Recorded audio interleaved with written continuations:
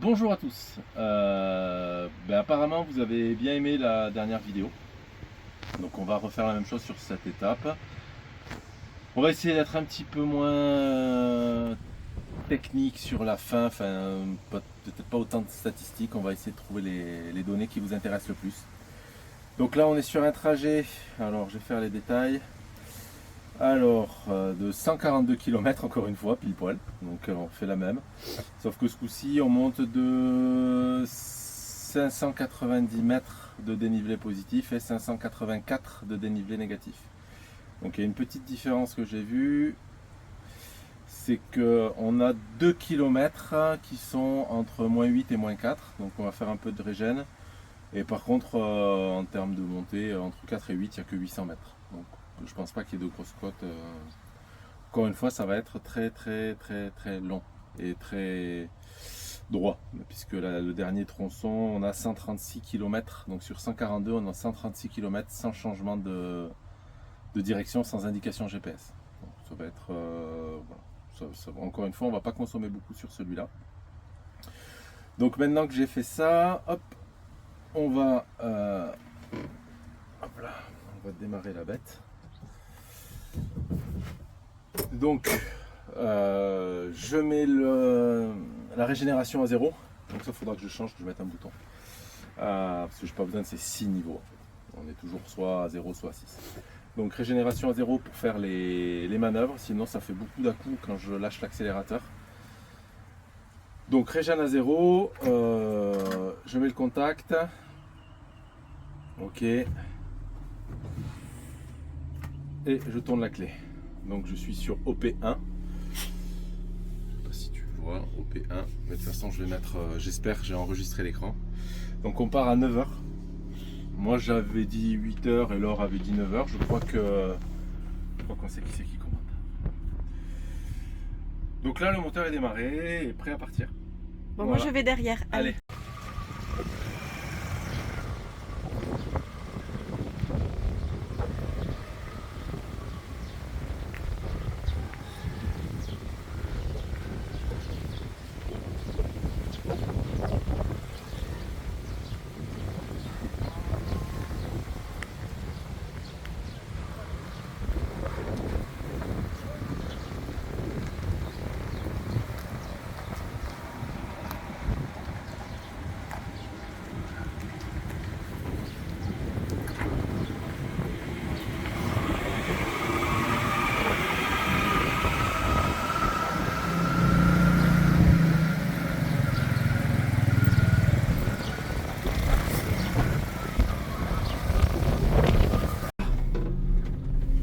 Bon alors, petite manœuvre pour sortir, on est sorti en marche arrière.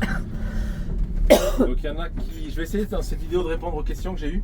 Donc il y avait les passages de vitesse. Donc je réalise bien tous les passages de première à 6e.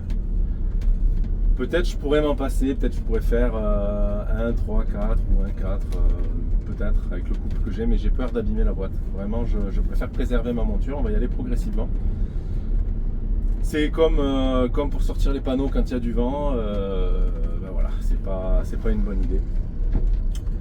En parlant des panneaux, donc on a rechargé, on avait une question de quelqu'un qui nous demandait si on... Le taxi va s'arrêter. Hein. Ouais. Hop.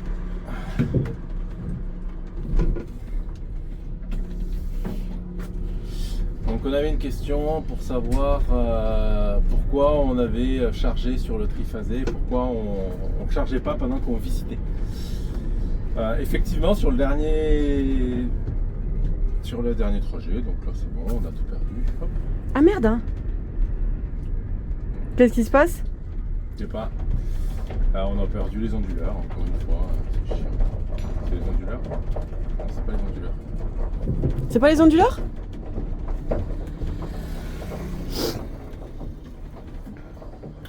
Bon, voilà, ça n'a pas été long. Tout à l'heure j'ai réglé les onduleurs un peu plus bas. Tu filmes? Ouais. Ouais, super. Donc là on a les écrans qui se sont arrêtés. Donc ça veut dire que les onduleurs ont lâché. Donc j'ai dû mettre un petit peu trop bas la tension. Et donc on a dû charger avec le soleil ou avec je ne sais quoi, trop haut. Donc là je suis en train de regarder à quelle tension on est, histoire d'être... Après, moi, je dois dire que je suis pas contente des onduleurs. Hein. Ah oui, je sais, toi tu les aimes pas. Moi, je les aime pas, on Moi, est tu sans vois, arrêt. 394 volts, les onduleurs, bon, c'est pas non plus... J'avais dit 396 au maximum, et là ils ont pété. J'avais pas la régène, donc je sais pas trop. Donc, en général, il faut attendre 1 minute, c'est pas bien grave. Je teste avec la box parce qu'elle est branchée sur les onduleurs et je pense pas que l'écran s'allume lui. Donc je vais aller les augmenter, voilà. Je vais aller les augmenter pour qu'on soit bien en haut.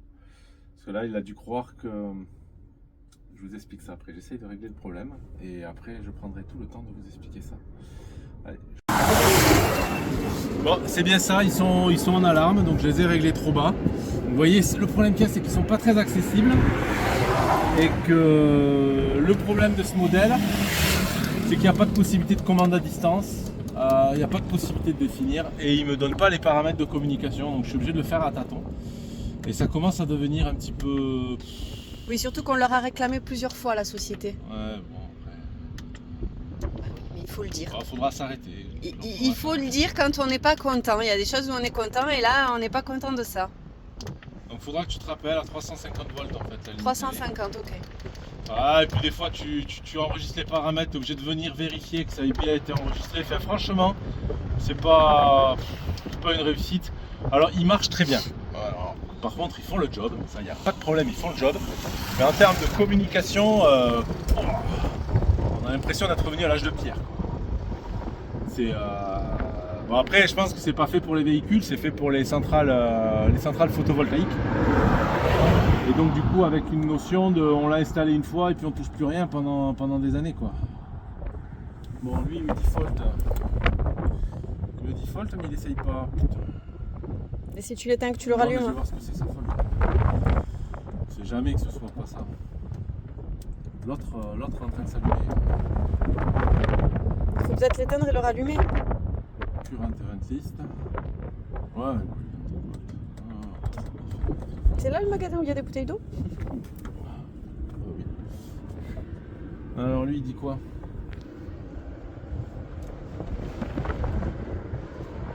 Lui, il dit qu'il marche. Ah oui, mais il râle parce qu'il n'a pas le premier.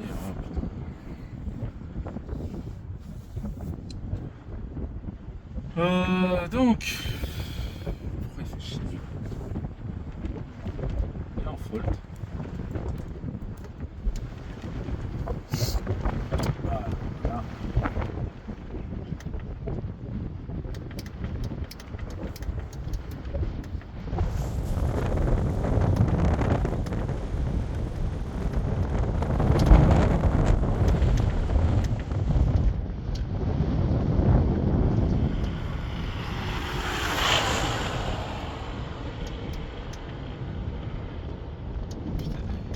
C'est infernal, hein?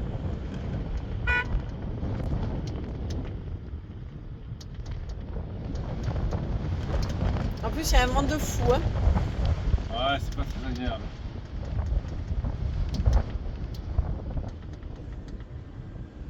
Ouais, je vais couper, écoute. Je vais changer l'autre aussi.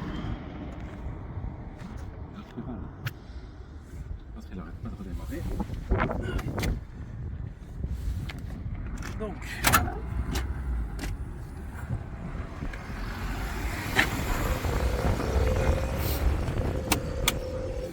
Donc, alors je sais pas si avec le vent on va entendre. Voilà. Donc en fait, il y en avait un qui avait décidé qu'il n'y avait pas assez de tension en batterie. Enfin qu'il y avait trop de tension en batterie. Et c'est le maître en fait, les deux fonctionnent en maître esclave. Donc si celui-là marche pas, l'autre tombe. Là je les ai complètement arrêtés. Je vais couper aussi le photovoltaïque dessus, sans causer aucune source d'alimentation. C'est la première fois que j'ai besoin de faire ça. C'est la première fois. Et c'est le jour où on filme, c'est bien. Ça vous fait Ok, on branche le photovoltaïque d'abord. Là.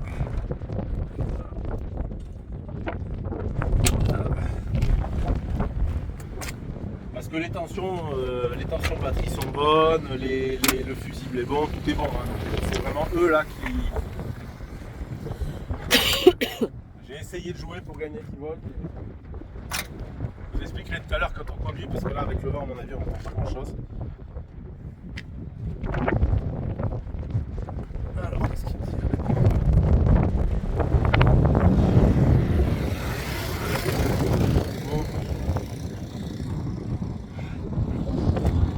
Je peux pas filmer. Putain, mais... Il est en faute encore? ouais. Merde. Bon, on a trouvé l'origine de la panne, c'est pas les onduleurs. En fait, il n'y a pas de tension vue par les onduleurs batterie. Donc j'ai cherché, j'ai fouillé, il a fallu que j'enlève les motos du porte-moto pour pouvoir accéder à tous les éléments. En fait, j'ai la cosse de la batterie, la cosse négative de la batterie qui s'est certainement dessertie ou je ne sais. Donc là, il faut juste que je remette ça en marche et ça repartira. Donc la tension des batteries est bonne, donc ce qui fait qu'on est les batteries sont pas mortes. Pour le moins au moins 2 sur 3, ça c'est sûr. Donc à voir ce que ça donne. Mais il n'y a pas de raison, même si ça a ramassé un petit peu, ce sera au niveau des premières cellules. On va voir ça. Vous voyez la batterie, la cosse elle était là. Alors je touche pas trop parce qu'il y a un peu 400 volts. Donc les batteries, j'ai regardé, c'est pas pire. Elles sont pas trop, elles ont pas l'air endommagées. Ce sera à tester quand même. Mais j'ai pas la sensation, j'ai la sensation vraiment que ça a pété au niveau, ça a fondu au niveau de la batterie. Et le premier élément de cellule Tesla, il est loin. Alors j'avais un peu prévu qu'il puisse arriver ça, puisque j'avais prévu ici une deuxième fixation pour pouvoir mettre une cosse. Donc je vais me mettre sur celle-ci pour mettre mon plus, non c'est mon moins ça, pour mettre mon moins batterie ici. Donc, normalement, il me faut une demi-heure et on repart. Alors, avant, regarde, avant il y avait une... Parce que si on regarde bien des deux côtés, regarde là. Tu vois? Si on regarde bien là et là, avant il y avait une cosse. Mais ça, c'était avant. C'est bizarre que ça se soit... C'est bon. Bon, il est 13h, on est reparti. Petite galère, donc j'ai une cosse de batterie qui a flashé. Donc je suis un peu... voilà, donc je suis un peu mitigé parce que je trouve que ma tension batterie, du coup, elle est très instable. Donc je sais pas si la batterie a pas pris un pet. On va voir. Alors tiens, Laure, montre. Quoi? Montre là. Donc là pour mettre le régulateur de vitesse ici. Ah mais on va trop vite là, on va rouler à 48 ou là malheureux, il faut ralentir. Tac, voilà, je me mets à 40. Et quand je suis à 40, j'appuie sur le bouton des enfants. Et c'est parti. Voilà. Donc c'est assez simple en fait. C'est très simple. Alors c'est les enfants. Parce que je les avais tous ces boutons, donc je les ai utilisés. Voilà, donc pour la batterie, je sais pas, là je vais voir comment ça se comporte quand on est en vitesse constante. Attention. On va voir ce que ça donne, si je m'arrête, si je m'arrête pas. Parce que là tout à l'heure quand même sur les accélérations j'avais 10 volts d'écart. Ça fait beaucoup, d'habitude j'ai pas autant d'amplitude. Donc j'espère que la batterie elle a pas trop pris. De toute façon même si elle a pris que sur quelques cellules. Voilà, donc il faudra le réparer. C'est pas très grave. Voilà, donc on est reparti. Je sais pas ce que ça va donner en termes de consommation. Je sais pas ce qui s'est passé. Donc on verra. Je vous tiendrai au courant en cours de route. Et tout à l'heure là je vais boire un coup et après j'essaierai de répondre à toutes les questions que vous avez posées sur internet, sur la dernière vidéo. Comme ça ce sera assez interactif peut-être. Voilà, à tout à l'heure. C'est bon. Bon, on se remet un peu de nos émotions là par rapport au problème de batterie. Je vais essayer de répondre aux questions. Je ne sais plus si j'avais répondu à la question qui était pourquoi on se chargeait sur le triphasé et pourquoi on ne profitait pas de l'arrêt avec le solaire pour visiter. Alors c'est bien ce qu'on fait normalement, mais là on voulait, pour d'autres projets, on voulait remonter rapidement en Europe. On voudrait remonter rapidement en Europe. Donc si on peut charger dans les campings en triphasé, ben, on le fera. Et si on ne peut pas, ben, on visitera et on déploiera les panneaux. Donc là où on était à Tata, on n'a pas pu trouver de triphasé. Donc on a mis 2 jours pour charger. la première journée, il y avait du vent. Donc on a déployé un côté, donc totalement le côté droit et juste la moitié du côté gauche.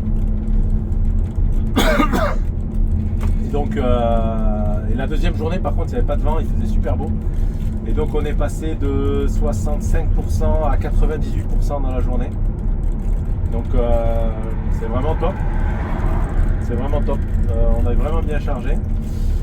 Apparemment à Fumzig il n'y a pas de vent, m'a dit Laure. Donc je sais pas comment on va galérer ou pas galérer pour y aller avec la batterie, je sais pas si. Voilà, on verra bien. Donc ça c'était la première question, pourquoi on ne chargeait pas. Alors il y a une question que je vais essayer d'éluder rapidement. On me demande souvent pourquoi on ne met pas une génératrice sur les roues comme une dynamo pour recharger les batteries. Alors en fait, de mon point de vue, alors peut-être que je me trompe, mais il y a peu de chance. On va rajouter du frottement, on va rajouter un effort. Donc si on prend 1000 watts mécaniquement sur les roues, le moteur va devoir forcer 1000 watts de plus. Vu que le moteur il a un rendement à 95%, la génératrice va avoir un rendement à 95%. On aura perdu en fait, donc pour faire les 1000 watts mécaniques, il aura fallu générer 1100, je sais pas combien ça fait avec 85% de plus. Et pour sortir après l'énergie électrique, on va être en dessous, on va être à 950. Donc ça va vraiment, c'est pas, enfin voilà, il faudrait trouver une génératrice qui soit à plus de 100% d'efficacité, c'est-à-dire qu'ils prennent 1000 watts d'énergie mécanique et qui transforment ça en 1200 watts d'énergie électrique. J'en ai pas encore trouvé et c'est peut-être là qu'il faut chercher. Pareil, on m'a proposé de mettre une éolienne sur le véhicule pour prendre le vent quand on roule. Encore une fois, si l'éolienne elle produit de l'énergie, c'est qu'elle rajoute du frottement. Donc ce frottement, ça va être pour amplifier le mouvement. C'est comme si on avait un parachute derrière. Donc forcément, on va consommer plus pour tirer le parachute. Là, il va falloir consommer plus pour faire tourner l'éolienne. Une éolienne, elle n'est toujours pas à plus de 100% d'efficacité. Donc c'est exactement la même raison. L'éolienne à l'arrêt, par contre, pourrait être intéressante. Mais j'ai peur qu'elle me fasse de l'ombre sur les panneaux. Et avec Loïc, quand on a nettoyé les panneaux la dernière fois, d'ailleurs, allez voir cette vidéo, c'est assez rigolo. On s'est aperçu qu'on était à 9000 watts de production et juste mon ombre sur la moitié d'un panneau, on perdait 1000 watts. Donc si c'est pour mettre une éolienne et être embêté pour ne pas pouvoir la sortir parce qu'elle va faire une ombre et elle va m'empêcher de produire plus que ce qu'elle produit, il n'y a pas vraiment d'intérêt. Ou alors il faudrait la sortir que la nuit, peut-être, ce serait intéressant, surtout là quand il y a du vent, ça peut être pas mal. Donc voilà, l'éolienne. Et après, il y a l'autre aspect, c'est qu'on est à 225 kWh de batterie. Si on met une batterie de 0,5 kW, donc 500 watts, c'est déjà des éoliennes sympas. Il va lui falloir, ça va être très faible. Voilà, elle va vraiment pas nous apporter grand chose pour un budget assez conséquent. Donc pour l'instant, c'est pas ce qu'on regarde. Qu'est-ce qu'il y avait d'autre comme question? On pourrait presque faire un live en conduisant, ce serait drôle ça. Donc là je suis toujours, alors je vais vous faire un petit point, donc on est parti depuis 15 km. 15 km, donc ça fait pas bien longtemps, on a eu le fameux problème de batterie. Donc là on est à 90% de batterie. 387 volts de tension de batterie. Qui oscille moins que tout à l'heure, donc je pense que c'est vraiment parce que j'étais en ville et que j'y faisais attention, et vu que j'avais ce problème de batterie, j'étais très inquiet, donc du coup j'y prêtais plus attention que quand je roule normalement. Voilà, donc la température de l'inverter est à 44 degrés, le moteur à 120 degrés, donc on est tout bon, la batterie à 20 degrés, voilà, tout se passe bien pour l'instant. Normalement j'ai lancé l'enregistrement de mon tableau de bord pour essayer de vous le mettre tout à l'heure en montage. J'ai dit que je faisais pas de montage, mais je vais peut-être essayer de vous rajouter ça. Comme ça vous verrez un petit peu les informations que je vois. Voilà. Alors qu'est-ce qu'il y avait d'autre comme question? Je sais plus trop les questions. Tu veux que j'aille voir sur YouTube? Déjà c'est pas mal. Ouais, Clara elle va aller voir sur YouTube, on va essayer de se faire une liste. toute façon, on a 3 heures de temps, donc on va regarder ça plus en détail. Fais un tour de paysage là, pour montrer comment c'est joli quand même. Monotone, c'est vrai que c'est monotone, c'est toujours la même chose. Mais c'est joli, c'est nature quoi. Voilà. Y a pas de... On est seul au monde. Voilà, à tout à l'heure. C'est bon. Alors si, qui revient très souvent, vous êtes assez surpris que je roule lentement, donc à 40 km/h. Donc le bus peut rouler beaucoup plus vite, je pense sans aucune difficulté à 90 km/h. Je ne sais pas quel impact ça aura, et vu que là je vais faire 140 km et que j'ai à peu près rien pour m'arrêter entre les deux, je ne vais pas essayer. J'ai pas trop envie non plus parce qu'on veut voyager vite. Comme je vous l'ai dit, on veut revenir en Europe pour d'autres projets. Et en fait, je découvre le voyage, parce que c'est une autre façon de voyager. Pour nous, pour voyager vite, il faut qu'on roule doucement. Plus on va rouler vite, plus on va consommer, et moins vite on va recharger la batterie. En fait. Donc en fait, il faut qu'on parle en kilomètres par jour. Donc hier, dans la journée, on a réussi à recharger 30%. Donc 30% de 400 km, ça va nous faire 130 km par jour de charge. Donc ça veut dire qu'on va pouvoir rouler dans notre voyage à 130 km jour. Si on avait consommé plus, on aurait toujours fait 30%, mais pour 200 km de charge batterie. Donc on se serait retrouvé certainement à 75 km jour. Donc on aurait perdu 50 km par jour. Donc vraiment, c'est une autre façon de fonctionner, c'est une autre façon de voyager. Vaut mieux rouler vraiment doucement pour pouvoir voyager plus vite. C'est assez paradoxal, mais c'est comme ça. Allez, on va continuer de regarder les commentaires pour essayer de retrouver, puisque j'ai la mémoire du poisson rouge. Surtout avec ce coup de la batterie, là, ça m'a un petit peu chagriné. Allez, à tout de suite. Le paysage. Ouais, un petit peu. À chaque fois? Ouais. Allez, ok. Bah au pire, on continue à filmer et je te pose la question, Non, genre non. interview. Donc, ça filme? Ouais. Donc, quel est le GPS qu'on utilise? J'ai un gros bagage open source, donc il y a Google et YouTube et compagnie sur mon téléphone depuis très peu de temps. Et je suis vraiment très attaché à ce GPS, c'est OSM Hand, qui utilise en fait des cartes OSM, donc OpenStreetMap. C'est des cartes qui sont libres de droit et sur lesquelles chacun en communauté peut venir rajouter un pont qui passe pas, rajouter une route. Donc voilà, elles sont assez bien faites ces cartes, elles sont assez complètes. Et vu qu'il y a l'altimétrie, en fait, ils ont rajouté le profil de la route où on peut voir à chaque endroit quelle est l'altimétrie. Donc on voit les dénivelés, c'est ce que je vous montre en début de voyage. Et pour nous, ça permet de savoir si c'est 150 km où on va avoir 2000 mètres de dénivelé positif ou si c'est 200 km avec 200 mètres de dénivelé positif. Et là, on sait que ça ne craint pas beaucoup. Pareil, quand on charge les batteries, ça c'est un point important, alors je vous l'ai déjà dit dans notre vidéo, si les batteries sont pleines, en fait, on ne peut pas les recharger avec la régénération, donc on n'a pas de frein moteur. Donc si on regarde un profil, on va pouvoir voir qu'il va y avoir beaucoup de descentes juste après notre spot. Donc on pourra peut-être anticiper, partir un jour plus tôt pour être sûr de partir avec suffisamment de place pour recharger dans les batteries et éviter de trop faire chauffer les freins. Voilà. Donc ça c'est le GPS. Ensuite, vas-y. Il y avait combien de tonnages à déplacer, mais ça... Ah oui, donc le véhicule effectivement fait 19 tonnes maintenant qu'on a changé la cuve d'eau, puisqu'on avait 200 litres et maintenant on a 800 litres. Donc je pense qu'on doit être à 18 600 ou 18 800, un truc comme ça. Donc on est vraiment à la limite du VTAC, on est en dessous. Donc c'est vraiment un gros bébé à déplacer. Voilà. À arrêter aussi, parce que là vous voyez je suis en léger faux plat et je mets 20 kW dans les batteries. C'est beaucoup d'inertie aussi, donc dans les descentes, comme je disais tout à l'heure, c'est vraiment pas mal. C'est dommage de s'en priver.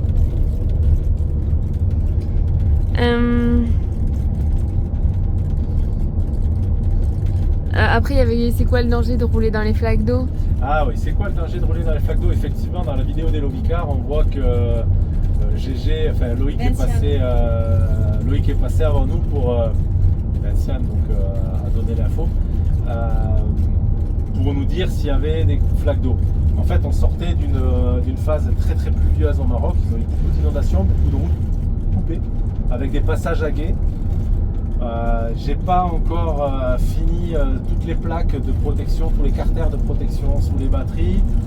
Les raccords de prise, même s'ils sont étanches, je ne tiens pas particulièrement à les arroser à grande eau pour l'instant. Donc pour l'instant, je préfère éviter de passer à fond dans un WED avec de l'eau. Ça me ferait beaucoup rire, mais pour l'instant, c'est pas à l'ordre du jour. Alors ça pourrait, toutes les prises sont étanches, les batteries elles sont à plus d'1 mètre de haut. Il y a à peu près rien qui risque, mais voilà, je préfère éviter. On y va progressivement et quand tout sera fait. Donc, après, je mets pas les carters de protection encore parce que on modifie pas mal le véhicule. On est encore sur un état de prototype, donc on modifie, on rajoute un câble. Voilà. Donc, du coup, si on devait repercer à chaque fois les carters, c'est un peu dommage. Alors que si on a déjà tout, on va pouvoir faire le point et voilà, et valider tout ça. C'est super intéressant cette conversation. Avez-vous filmé les travaux de conversion et d'aménagement? Alors oui, on a filmé les travaux, alors peut-être pas de la meilleure façon, puisque comme vous savez, on est vraiment débutant sur ce genre de vidéo. Mais on a pas mal de rush, on a pas mal de photos, on a de quoi documenter toute la transformation, mais il faut que je sois un petit peu plus à l'aise. Alors je vous avoue que je me sens un petit peu mieux depuis quelques jours. Il faut vraiment que je sois à l'aise et que je sois capable de faire des belles vidéos parce que cette transformation elle est unique, hein. Il n'y a pas grand monde d'autre qui l'a fait sur un poids lourd, enfin, du moins j'ai pas vu grand monde le faire sur un poids lourd, et encore moins un poids lourd aménagé en camping-car.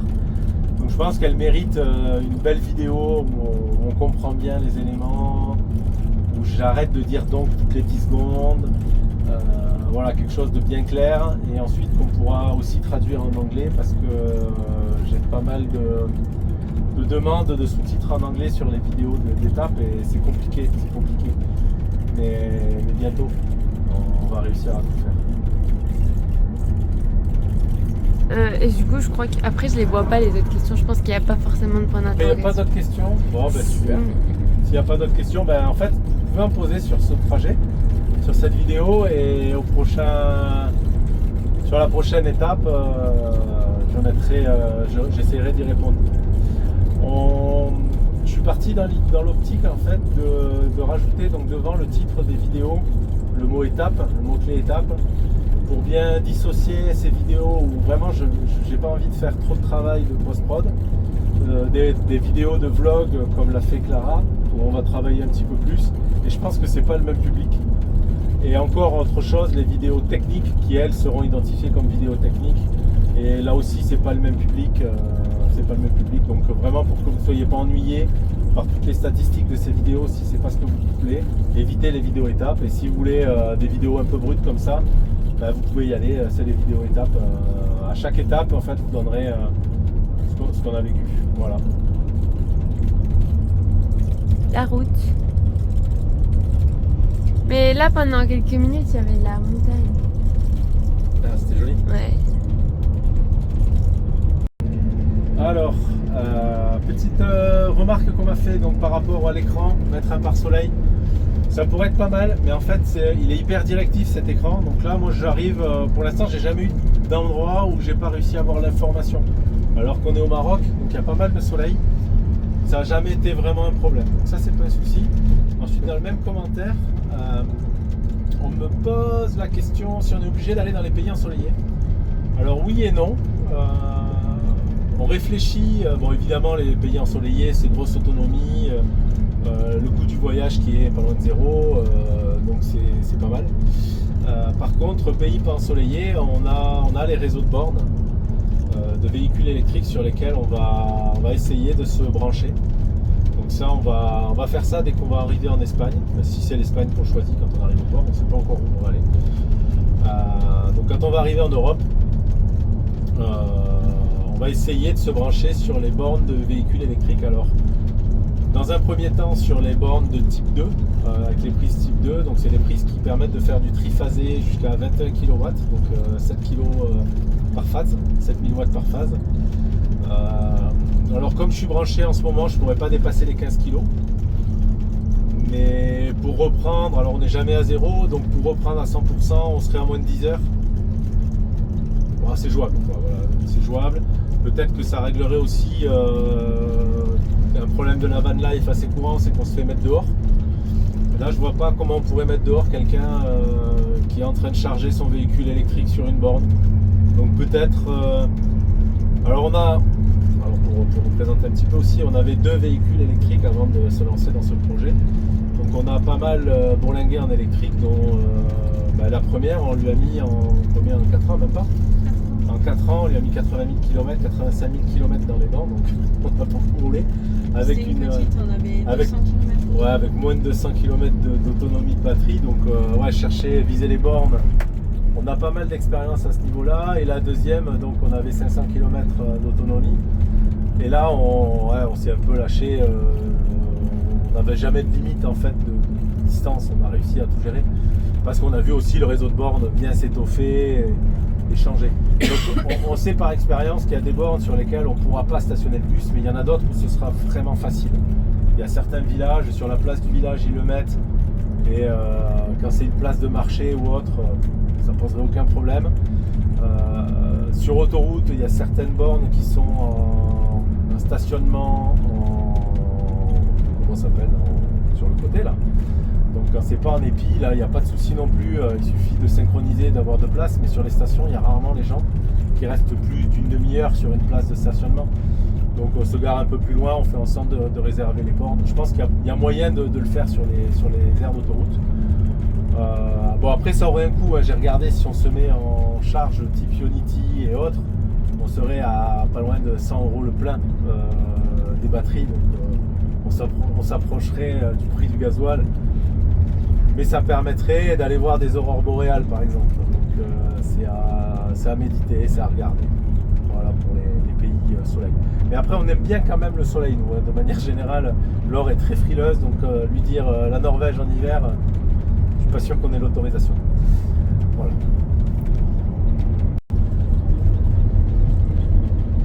Donc, oui, on me pose souvent la question si les panneaux rechargent pendant qu'on roule. Alors le mot recharger n'est peut-être pas le bon, mais ils produisent, enfin, du moins pour la couche centrale, donc celle qui est tout en haut. C'est pour ça qu'on est parti sur des tiroirs et pas des volets. Parce que les volets, forcément, ils auraient obturé la rangée centrale de panneaux solaires. Donc du coup, les 2 tiroirs fermés, bien sûr, eux ne produisent pas parce qu'ils sont à l'ombre du premier. Mais par contre, ouais, il y a une production. Et on l'a vu sur la vidéo de la dernière fois, quand on est parti de Icht, on était à moins 4000 watts, donc avant de démarrer.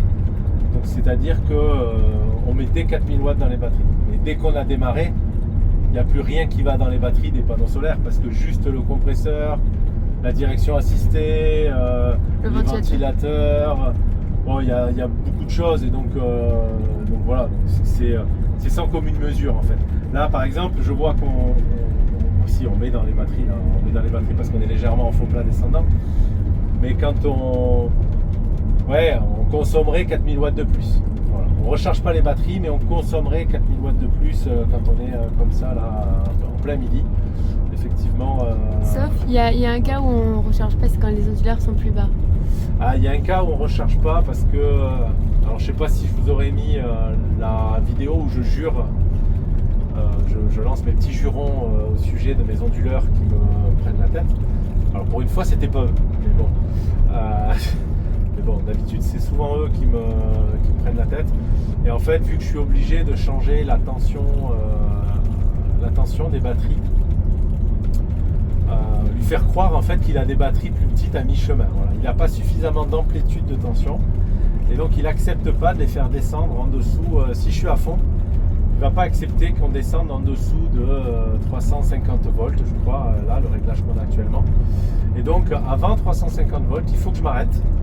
Et il faut que je lui dise que j'ai des batteries qui à fond sont à 350 volts. Donc comme ça, lui il dit ok super, on peut décharger. Et bon, c'est un peu embêtant, c'est un peu contraignant, mais bon, ça se fait.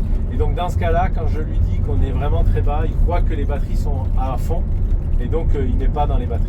Mais par contre, il va compenser tout ce qui est charge en courant alternatif. Donc tout ce qui est la direction assistée, le compresseur, tout ça, ça va être compensé par le solaire. Donc ça apporte un petit plus quand même. J'espère que j'ai bien répondu. Il y a 2 minutes pour répondre. Ah ouais, désolé. T'as d'autres questions déjà ou quoi? Non, j'ai pas encore chargé. Là, il y a une maison. Une grande maison d'ailleurs. Jolie maison.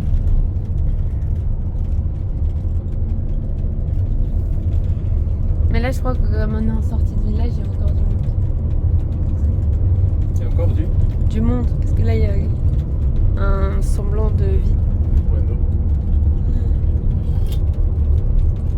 Alors ce que tu fais quand tu poses des questions, peut-être ce serait... Bonjour, y a-t-il des batteries spécifiques propulsion et donc des batteries spécifiques pour le reste du véhicule ou alors ce sont les mêmes batteries pour l'ensemble? Alors, excusez-moi, je me non, alors, il y a les batteries 400 volts, donc les batteries Tesla, sur lesquelles sont branchés les onduleurs qui permettent de les charger et aussi donc de prendre le triphasé pour pouvoir alimenter la direction assistée et le compresseur. Donc ça, c'est des gros postes qui consomment beaucoup. Mais ces onduleurs me fournissent aussi par là même le 220 volts en quantité voilà, gigantesque. On a 30 000 watts de disponible. Donc on est large. Du coup, on a pu mettre un chauffe-eau en triphasé qui consomme 12 000 watts et qui consomme donc en instantané que quand on s'en sert. Donc on ne maintient pas de l'eau chaude tout le temps et on peut se prendre des douches chaudes longtemps. Voilà. Ça coûte de la batterie, mais on peut en prendre pas mal. Donc ça, c'est grâce justement à être sur le même parc de batterie que pour le moteur. Au départ, j'avais pas trouvé d'onduleur qui était capable de travailler sur des batteries en 400 volts.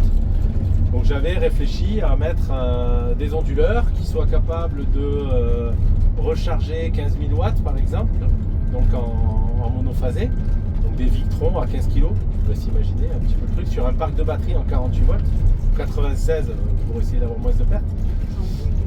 Mais à chaque fois on a des pertes en fait.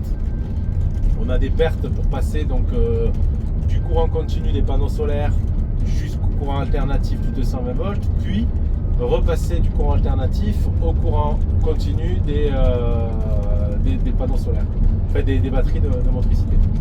Donc du coup, aucun intérêt, on a trouvé ce qu'il faut. Par contre, on a deux autres parcs de batteries. Donc on a une batterie seule en 12 volts qui me permet en tampon, donc qui elle aussi est alimentée par un DC-DC sur les batteries 400 volts, qui me permet d'alimenter tout ce qui est 12 volts à bord, donc l'électronique de Tesla qui fonctionne en 12 volts puisque c'est issu des voitures, pas des polos.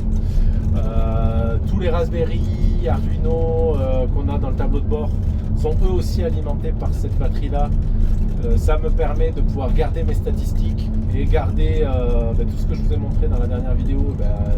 Ça c'est géré par ces éléments, donc même quand on a grillé la batterie tout à l'heure, j'aurai mes retours, donc je vais regarder ce qui s'est passé, comment ça s'est passé, voilà, je vais essayer de voir s'il y a une information qui est intéressante ou pas.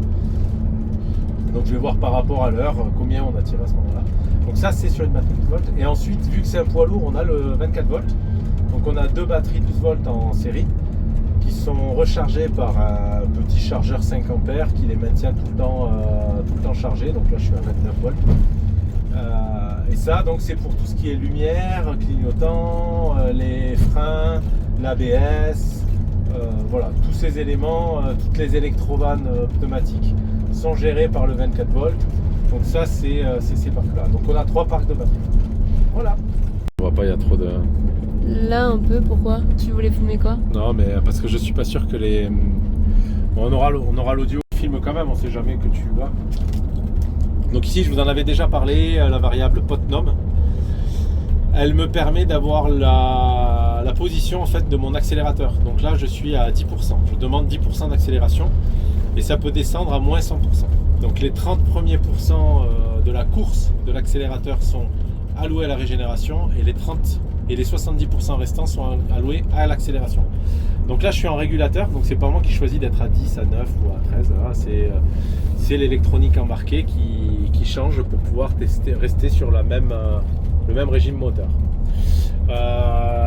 Juste à côté le gros 6 qu'on a là, donc là ça ici c'est ma manette que j'ai là, donc c'est la manette c'est les positions en fait de la manette du ralentisseur que j'ai utilisé pour gérer la régénération.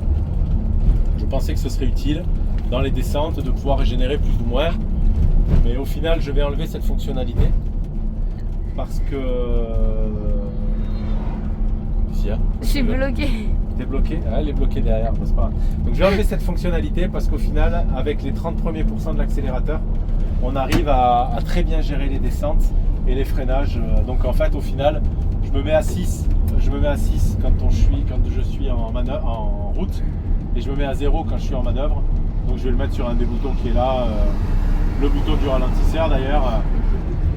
Donc on nous fait coucou, super.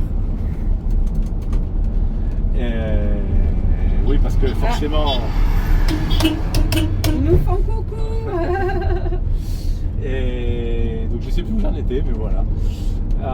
Mais vous avez compris l'utilité. Donc après, qu'est-ce qu'il y a d'autre sur le tableau de bord? Donc là ici on a le voyant ABS, donc s'il s'allume c'est qu'il y a un problème, il y a un retour. Je sais pas si on le voit. Ouais. Ensuite j'ai ma tension du 24 volts, donc là je suis à 28,8. J'ai ma tension du 12 volts à 14 volts. En dessous j'ai ma pression d'air dans ma première cuve qui est à 10 bars et deuxième cuve à 9,7. Voilà. Ça c'est les informations qu'on a en standard sur les poids lourds. Voilà. Ouais, peut-être j'en remettrai sur une autre vidéo parce que celle-là va finir par faire 3 heures. Allez, prochaine étape, j'en mettrai un petit peu plus. Tu attends qu'ils soient passés bien, c'est ça? Non.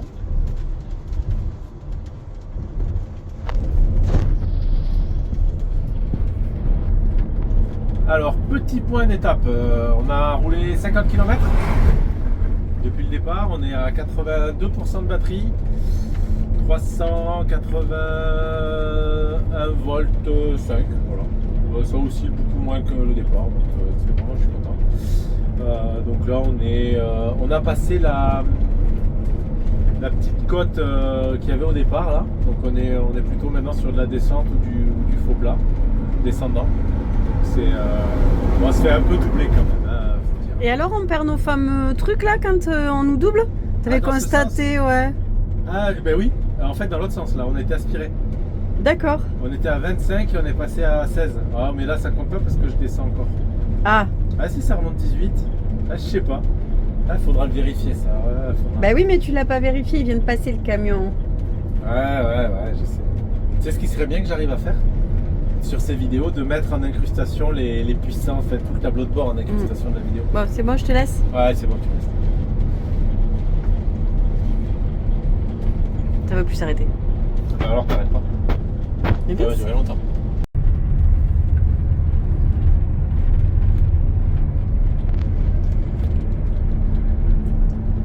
Alors petit point mi-parcours, donc il nous reste 71 km à réaliser. On est à 77,8% de batterie et 377 volts pour la tension de batterie. Donc plutôt bien, température de l'inverteur à 46 degrés, le moteur à 108 degrés et la batterie à 28 degrés. Voilà, la route toujours aussi monotone, alors c'est joli, enfin, moi j'aime bien, Laure elle aime moins, elle est phobique des déserts faut dire. Alors là, déjà à Tabernas, elle se sentait oppressée parce que c'était trop aride. Donc là on s'approche du Sahara quand même. On fait pas beaucoup mieux sur la planète comme aridité. À tout à l'heure, on fera un point après. On arrive sur le rond-point, régénération, on met 160 watts, 160 kW dans les batteries. Hop, ça nous ralentit sévèrement. Et je sais pas où on va, à droite. Voilà, hop, il y a la police. Bon, ils sont morts que nous.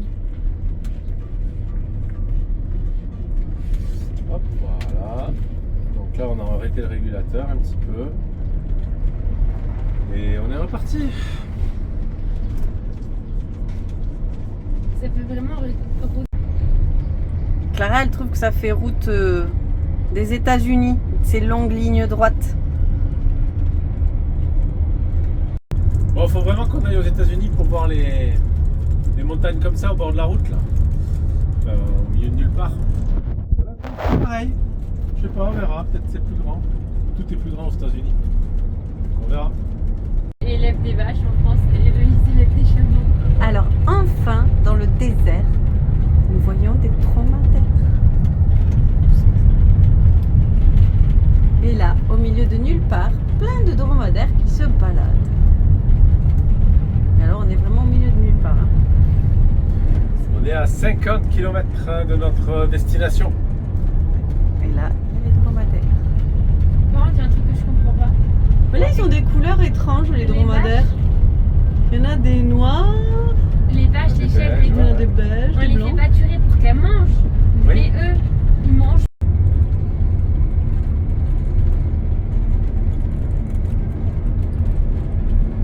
Donc, il nous reste 50 km pour atteindre notre objectif.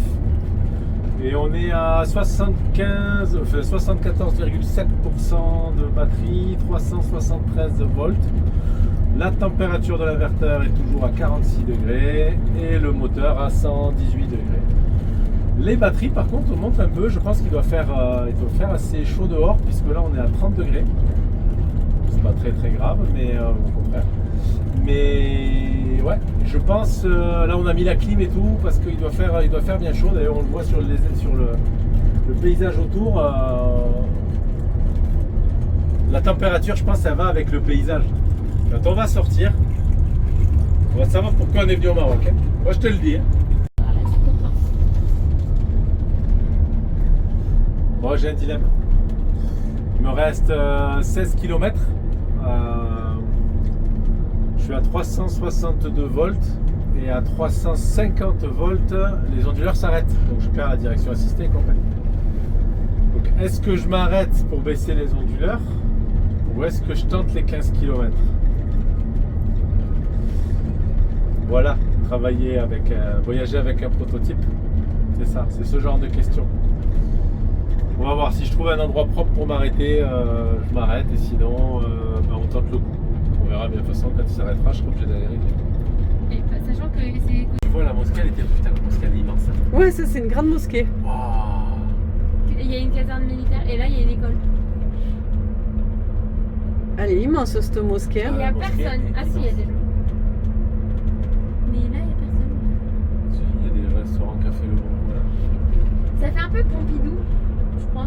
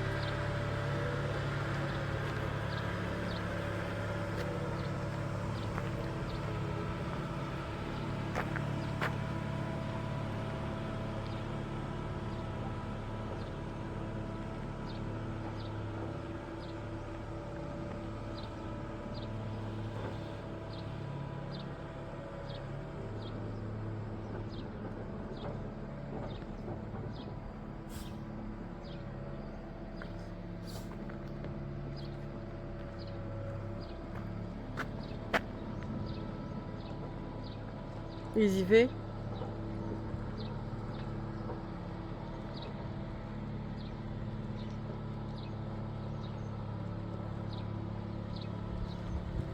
Qu'est-ce que tu fais?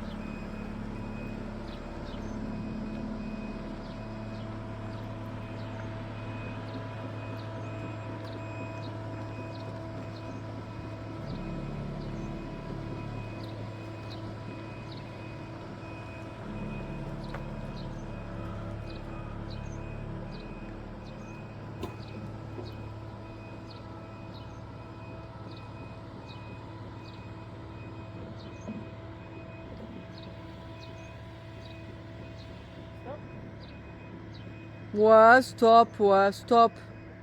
Recule pas à fond, hein. Voilà, alors pour info, Jean-Philippe n'a absolument pas baissé les onduleurs. Il a pris la décision de prendre le risque contre mon avis et ça a fonctionné en fait. Voilà, on n'a pas eu besoin de les baisser, donc ça lui a donné raison comme d'habitude.